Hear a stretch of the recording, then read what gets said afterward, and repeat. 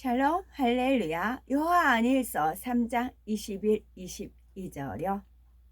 하나님 앞에서 담대함을 얻고 무엇이든지 구하는 바를 그에게서 받나니 이는 우리가 그의 계명을 지키고 그 앞에서 기뻐하시는 것을 행함이라. 아멘. 제목은 어떻게 해야 응답을 받는가? 입니다. 마태복음 15장에 보면 귀신 들린 딸을 둔 가나안 여인이 예수님께 간청하여 문제를 해결받는 장면이 나오지요. 이 여인은 어떠한 믿음의 행함을 내보였기에 신속히 응답을 받아서 하나님께 영광 돌릴 수가 있었을까요? 첫 번째, 이 여인은 겸비함으로 끝까지 믿음을 내보였지요. 가나안 여인은 예수님께서 죽은 자를 살리시고 악귀를 물리치며 질병을 치료하신다는 소문을 듣고 간절히 사모했지요. 예수님이라면 귀신 들린 딸을 능히 고쳐주실 것이라고 믿었기 때문입니다. 때마침 예수님께서 어디 계시다 하는 소문을 들은 이 여인은 기회를 놓치지 않고 나아가서는 큰 소리로 주 다윗의 자손이여 나를 불쌍히 여기소서, 내 딸이 흉악히 귀신 들렸나이다 라고 부르짖습니다. 그런데 예수님께서는 아무 대답도 하지 않으시다가 나는 이스라엘의 집에 잃어버린 양 외에는 다른 데로 보내심을 받지 아니하였노라 하시지요. 이에 여인은 예수님께 절하며 주여 저를 도우소서 라고 간청을 합니다. 예수님께서는 자녀의 떡을 취하여 개들에게 던짐이 마땅치 아니하니라 라고 말씀하시지요. 이는 여인의 믿음을 테스트해 보시기 위함이었습니다. 만일 여인이 믿음이 없었다면 이런 상황에서 내가 개취급 당했다면서 몹시 자존심 상하여 떠나버리거나 나는 응답받을 수가 없나 보다 하고 낙심해 버릴 것입니다. 하지만 여인은 주여 올소이다마는 개들도 제 주인의 상에서 떨어지는 부스러기를 먹나이다 하며 철저히 자신을 낮추고 끝까지 믿음을 내보였지요. 이에 예수님께서 여자야 네 믿음이 크도다, 네 소원대로 되리라 하시니 여인의 딸이 즉시 치료를 받았습니다. 이처럼 여인이 응답받을 수 있었던 것은 자신을 철저히 낮추는 겸비함으로 변함없이 끝까지 믿음을 내보였기 때문입니다. 그러면 기도에도 응답을 받지 못하는 이유는 무엇일까요? 그것은 첫째로 죄를 품고 기도하기 때문이고, 둘째는 형제와 불목한 상태에서 기도하기 때문이고, 셋째는 욕심으로 기도하기 때문이고, 넷째는 의심하면서 기도하기 때문이고, 다섯째는 계명을 지키지 않고 기도하기 때문입니다. 기도해도 응답을 받은 이유를 살펴봅니다. 하나님께서는 사랑하는 자녀들의 기도에 반드시 응답해 주십니다. 요한복음 14장 13절을 보면 예수님께서도 너희가 내 이름으로 무엇을 구하든지 내가 시행하리니 약속하셨지요. 그런데 열심히 신앙생활을 한다고 하고 기도하는데도 응답받지 못하는 이유는 무엇일까요? 첫째로 죄를 품고 기도하기 때문인데요. 시편 66편 18절에 내가 내 마음의 죄악을 품으면 주께서 듣지 아니하시리라 했습니다. 사람의 마음에 죄악을 품으면 원수 마귀 사단이 방해함으로 응답받을 수가 없습니다. 하나님 앞에 자신의 죄를 철저히 회개하고 구할 때라야 기도에 응답이 임하는 것이지요. 둘째로 형제와 불목한 상태에서 기도하기 때문에 기도해도 응답을 받지 못한 이유 중에 하나입니다. 마태복음 18장 35절에 너희가 각각 중심으로 형제를 용서하지 아니하면 천부께서도 너희에게 이와 같이 하시리라 했습니다. 내가 형제를 용서하지 않으면 하나님께서도 내 죄를 용서하지 않으니 응답받을 수가 없습니다. 그러니 부모, 형제, 동료 간에 불화를 했다면 먼저 화해해야 하는 것이지요. 기도를 응답받지 못한 세 번째 이유는 욕심으로 기도하기 때문이기도 합니다. 물질을 구할 경우나 하나님의 나라를 위해 또는 가난한 사람을 구제하고 영혼을 구원하는 데 사용하려는 목적이라면 하나님의 영광을 위한 것이므로 그 믿음대로 응답을 받습니다. 그러나 오락을 위해서나 이웃과의 경쟁 심리 등 악의로 구한다면 그것은 욕심이요 악한 기도이므로 응답받을 수가 없죠. 넷째로 의심하면서 기도하기 때문에 또한 기도가 응답이 되지 않는 경우이지요. 야고보서 1장 6절에서 7절에 보면 오직 믿음으로 구하고 조금도 의심하지 말라. 의심하는 자는 마치 바람에 밀려 요동하는 바다 물결 같으니 이런 사람은 무엇이든지 주께 얻기를 생각하지 말라 말씀합니다. 마가복음 11장 24절에 무엇이든지 기도하고 구하는 것은 받은 줄로 믿으라. 그리하면 너희에게 그대로 되리라 했지요. 현실적으로 아무리 불가능해 보여도 믿음의 조상 아브라함처럼 조금도 의심하지 않으면 하나님께서 그 믿음을 기뻐하시고 응답해 주십니다. 다섯째로는 계명을 지키지 않고 기도하기 때문이지요. 예수님께서는 나의 계명을 가지고 지키는 자라야 나를 사랑하는 자니 라고 말씀하셨지요.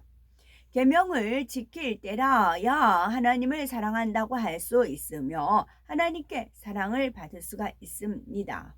우리가 계명을 지키고 하나님이 기뻐하시는 것을 행하면 담대함을 얻고 무엇이든지 구하는 것을 받지요. 그러나 계명을 지키지 않으면 하나님을 사랑하지 않는 것이기에 기도에 응답이 오지 않습니다. 여섯째로 믿음으로 심지 않고 기도하기 때문이지요. 갈라디아서 6장 7절은 스스로 속이지 말라. 하나님은 만홀이 여김을 받지 아니하시나니 사람이 무엇으로 심든지 그대로 거두리라 했습니다. 하나님 앞에 기도를 심으면 영혼이 잘되는 축복이 임하고 물질을 심으면 물질의 축복을 받습니다. 또한 봉사를 심으며 강건한 축복이 임하는 등 심은 대로 거둘 수가 있는 것이지요. 그러므로 하나님께 응답받으려면 믿음으로 부지런히 심어야 하는 것이겠죠.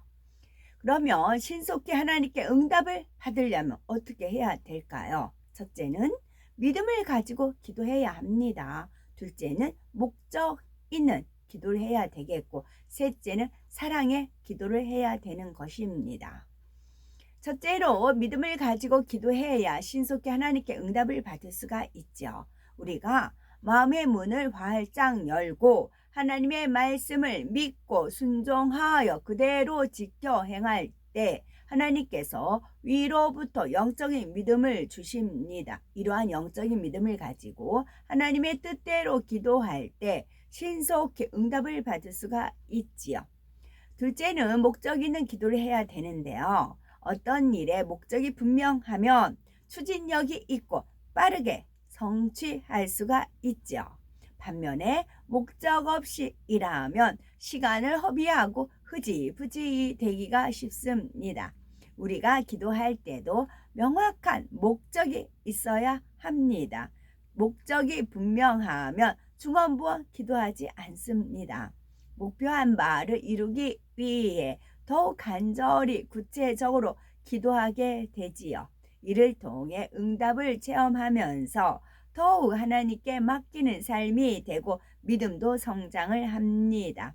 셋째는 사랑의 기도를 해야 하지요. 예수님께서는 아무 죄 없는 자신을 십자가에 못 박은 자들을 위해서도 용서와 사랑의 기도를 올리셨죠. 하나님을 알지 못하고 사망의 길로 가는 영혼들을 불쌍히 여기며 간절히 기도하셨지요. 이러한 주님의 사랑으로 우리는 값없이 구원의 은총을 입었기에 영혼들을 위해 사랑으로 기도해야 합니다. 또한 하나님의 나라와 의를 구하며 섬기는 목자와 성도들을 위해 기도해야 하지요. 그저 타성에 젖어 기도한다면 사랑의 기도라 할 수가 없답니다. 하나님을 사랑함으로 의에 줄이고 목마른 심령으로 교회와 목사님들과 영혼들을 위해 올리는 기도가 진실한 사랑의 기도인 것이지요. 가령 성전 건축을 위해 기도할 때는 내 집을 짓는 것과 같은 간절한 마음을 기도해야 되고, 건축에 필요한 땅과 재정, 설계와 법적인 절차, 일꾼과 기술, 날씨 등 조목조목 구체적으로 기도를 해야 되는 것입니다. 또한 주변 사람들의 마음까지도 주관하여 방해받지 않고 모든 것이 형통하도록 기도하며 성전이 완공될 때까지 마음에서 놓지 않는 거죠. 영혼들을 위한 기도도 마찬가지입니다. 그들의 문제를 내 것으로 여기며 그들의 마음이 되어 기도하는 것이지요. 섬기는 교회의 목사님들을 기도할 때도 주님의 뜻을 온전히 이루기를 원하는 간절한 마음과 영혼들이 진리 안에 살기를 바라는 마음으로, 애타는 마음으로 기도하는 것이지요.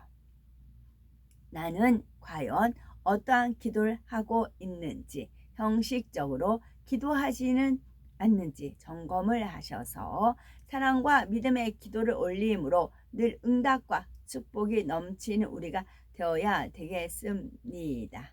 아멘. 한숨, 한국. 한숨이 한자가 한숨 막 크게, 숨을 크게 쉬는 거 한숨 쉰다 그렇게 하잖아요.